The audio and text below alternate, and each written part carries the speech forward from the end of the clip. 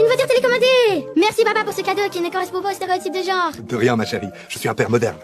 Sauf que, mon anniversaire, c'était il y a un mois. Oui, mais il y a eu quelques petits problèmes avec ton cadeau. Quel petit problème? Bah déjà, le retard est dû à une grève qui a eu lieu ici, dans les entrepôts de l'entreprise en ligne où j'ai commandé ton jouet, Mais pourquoi ils ont fait une grève? pour protester contre leurs conditions de travail.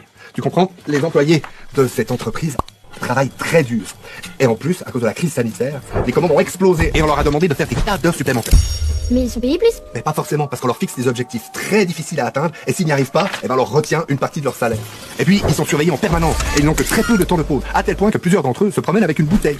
Pour boire? Non, pour pisser. Ces employés font en moyenne 16 km à pied par jour, et ils sont très mal payés. En tout cas, bien moins que leur patron, qui est l'homme le plus riche du monde. Je crois que je comprends le problème. Une partie du problème. Parce que avant d'arriver dans cet entrepôt, ta voiture, elle a pris le bateau. Une croisière? Oui, une petite croisière de 22 222 km entre Rotterdam et Shanghai. Ton jouet a passé un mois dans un des 20 000 conteneurs transportés dans ce cargo immatriculé au Panama pour économiser sur les impôts. Un cargo comme celui qui a bloqué le canal de Suez? Exact. 15 de ces cargos polluent autant que toutes les voitures du monde. Et il y en a actuellement plus de 80 en circulation sur les mers du globe. C'est dans quel pays, Shanghai? En Chine. C'est là qu'a été fabriqué ton jouet. Dans une usine où on a installé des filets pour empêcher les employés de se suicider en se jetant par la fenêtre. Pourquoi ils voudraient sauter par la fenêtre? Pour abréger leur souffrance.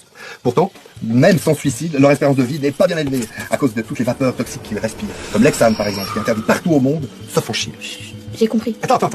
Je t'ai pas encore parlé du plastique, qui trouve son origine ici, sous forme de pétrole, aux mains de barbares richissimes, fanatiques religieux et esclavagistes.